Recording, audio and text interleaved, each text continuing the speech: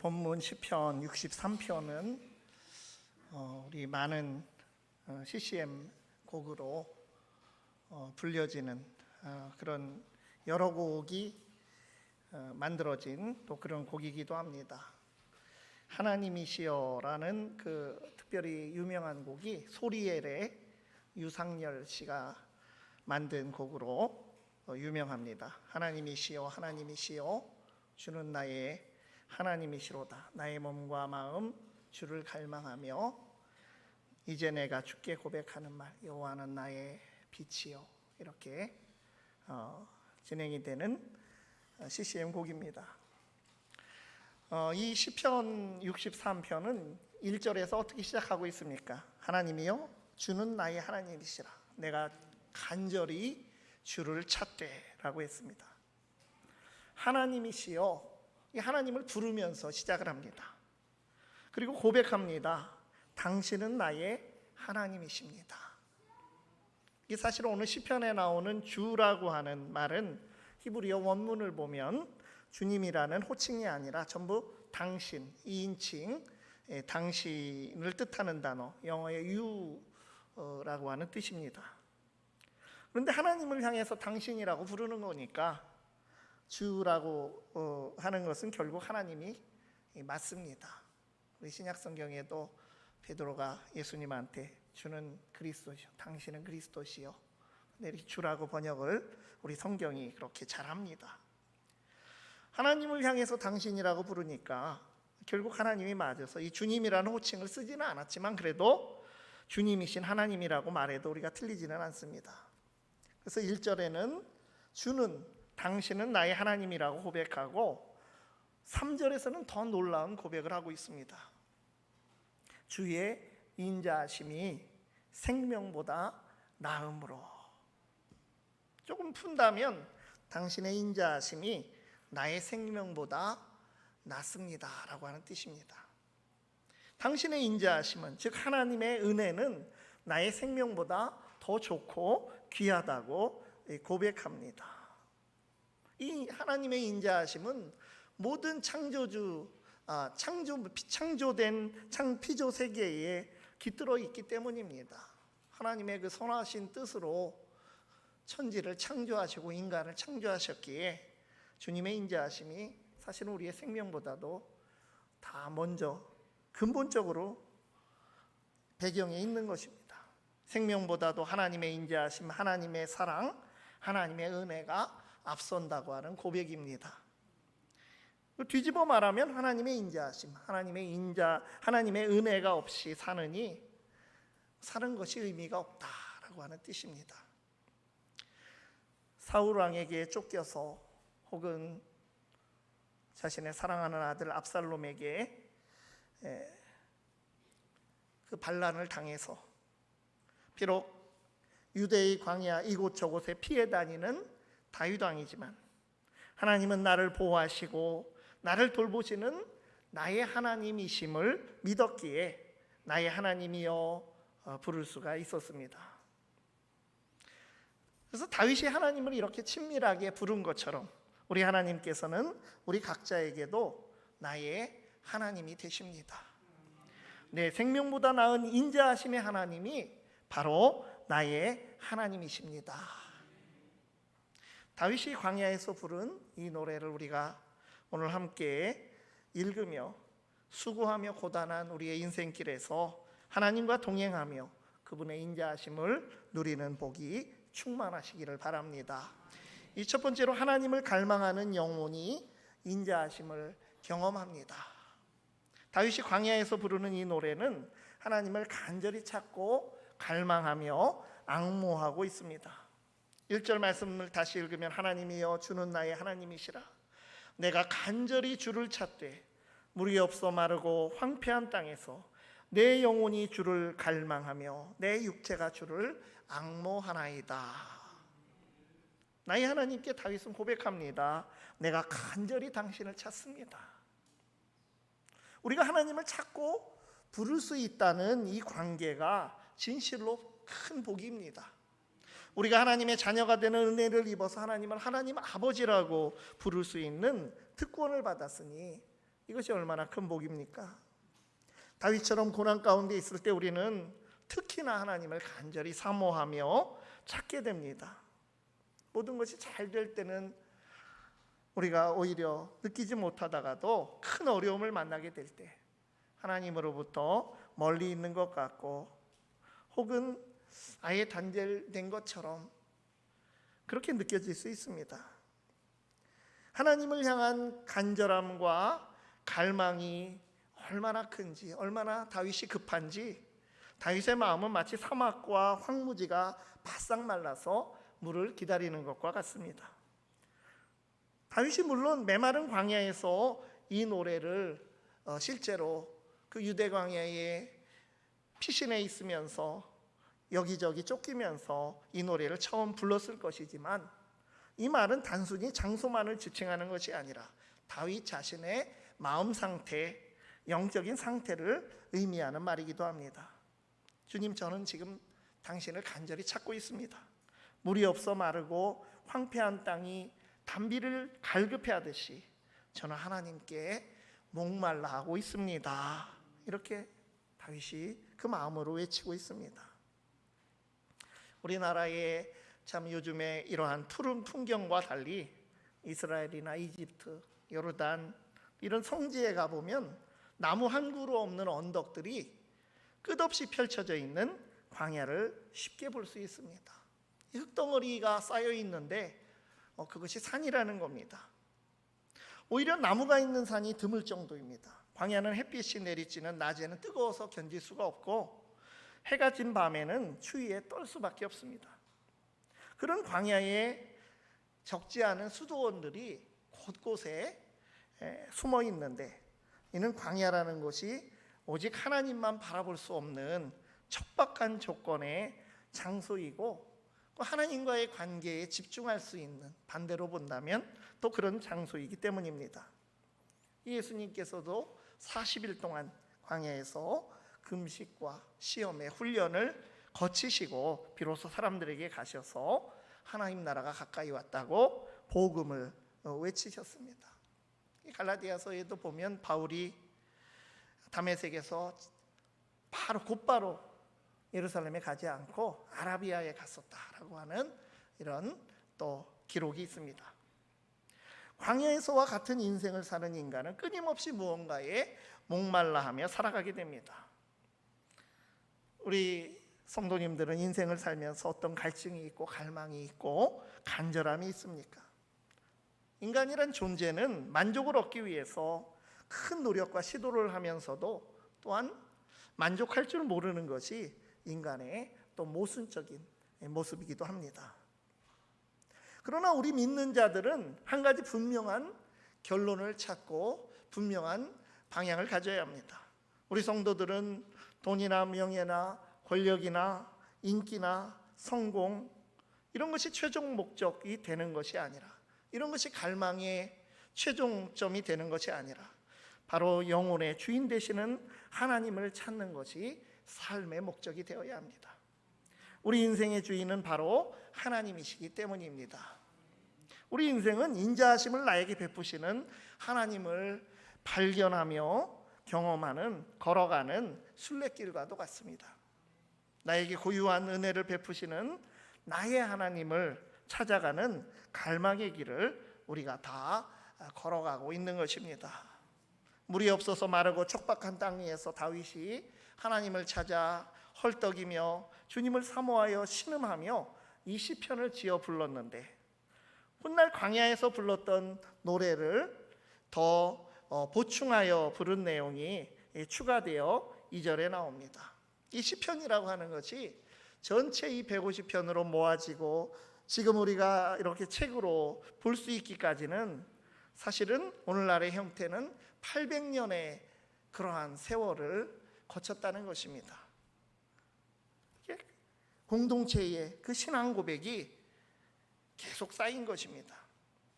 그래서 광야에서 부르짖는 이 말이 나오면서도 2절에 보면 뭐라고 되어 있습니까? 성소에서 주를 바라보았나이다.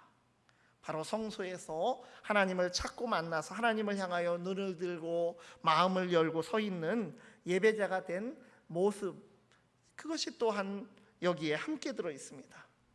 이제 성소에서는 더는 목마른 자의 모습으로 있지 않고 찬양의 생수가 넘치는 곳에 서 있습니다. 내 입술이 주를 찬양할 것이라는 고백. 목마른 자가 생수를 머금듯이 입술이 찬양의 물기로 흠뻑 젖어 있다고 할 수가 있습니다. 이것은 성도가 주의 인자하심을 찬양하는 예배자로서 살아가는 모습입니다. 우리는 비록 인생의 광야 가운데 있을지라도 하나님 앞에 선 성소의 예배자로서 살아가고 있는 것입니다. 예배자로서 성도의 마음은 말씀을 기다리는 배고픔으로 허기져 있고, 예배자로서 성도의 손은 보좌를 향한 기도의 손으로 들려 있습니다. 의에 줄이고 목마른 자가 복이 있다는 예수님의 말씀대로 주님을 사모하며 사는 인생이야말로 복된 인생입니다. 우리의 삶이 은혜를 향한 열정이 있기를 바랍니다. 영성이 메말라가는 이 시대에 영적 척박함 가운데서도 영적 갈증이 있고 간절함이 있는 삶이 되기를 바랍니다. 세상에서 살아갈지라도 그 순간순간에 깃든 주님의 뜻을 발견하며 영적 간절함 가운데서 마침내 나와 함께 하시는 인자하신 주님을 발견하며 살아가는 우리 모든 성도님들이 될 수 있기를 바랍니다. 두 번째로, 하나님으로 만족하는 영혼이 주의 인자하심의 복을 누립니다. 하나님을 찾던 다윗은 하나님을 만나고 나서 최고의 만족을 표현합니다. 5절의 말씀입니다. 골수와 기름진 것을 먹음과 같이 나의 영혼이 만족할 것이라. 나의 입이 기쁜 입술로 주를 찬송하되. 골수와 기름진 것이라고 번역된 말은 잔치 음식 중에서 최고의 음식, 진수성찬을 뜻합니다.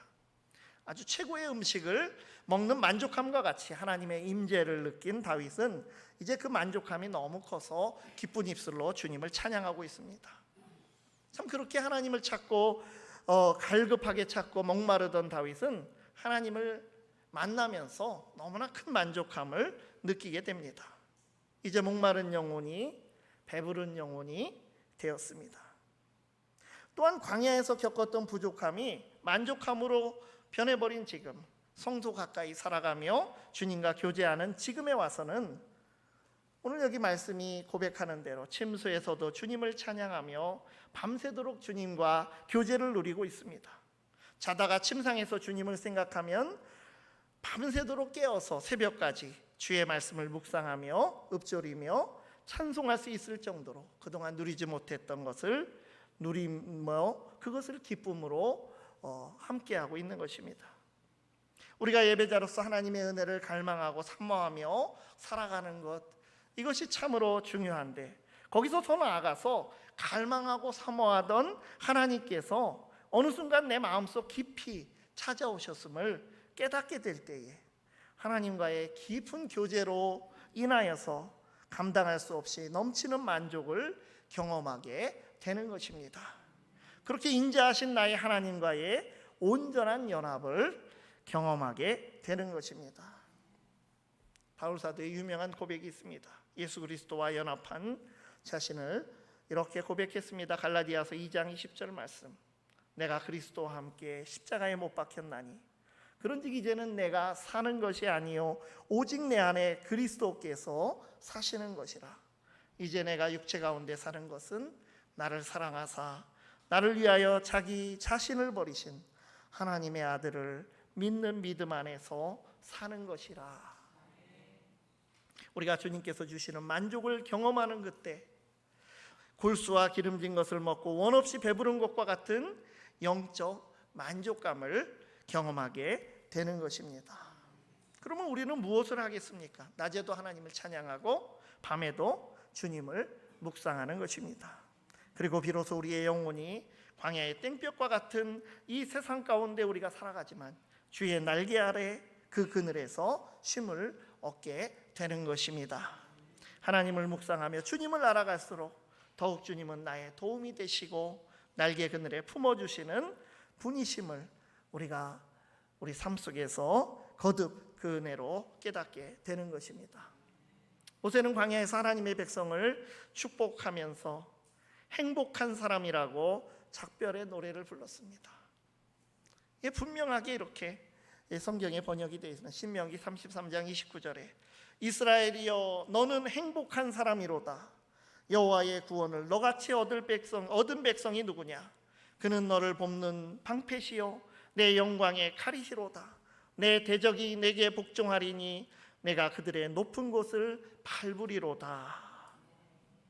그러므로 우리 성도의 인생이 곤고하고 외로울 때 하나님 외에 다른 존재에 의지하거나 다른 대용품을 찾지 말아야 합니다.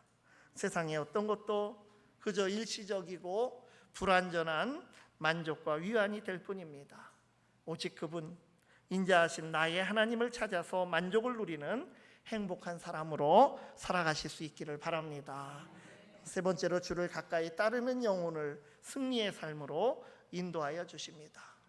이제 다윗은 인자하신 주님을 향한 갈망과 인자하신 주님으로 인한 만족의 경험을 통해서 앞으로 주를 가까이 따르기만을 거듭 다짐하고 있습니다. 이 8절 말씀입니다. 나의 영혼이 주를 가까이 따르니 주의 오른손이 나를 붙듯이 거니와. 나의 영혼이, 사람을 자기 자신을 말할 때 영혼이라고 이렇게 표현하는 언어 습관이 있습니다. 그래서 오늘 말씀에도 나의 영혼이 주를 갈망한다. 나의 영혼이 골수와 기름진 것으로 만족한다. 내가 그렇다는 거예요. 내가 어떻습니까? 내가 주를 가까이 따르며 주님께 붙어 있으면서 주의 오른손으로 붙들어 주심을 선명하게 경험했다고 고백합니다. 주님께서는 능력의 오른손으로, 의로움의 오른손으로 우리를 붙들어 주시며 우리의 곁에 계시기에 이 다짐으로 나아갈 때 그에게는 승리가 있는 것입니다.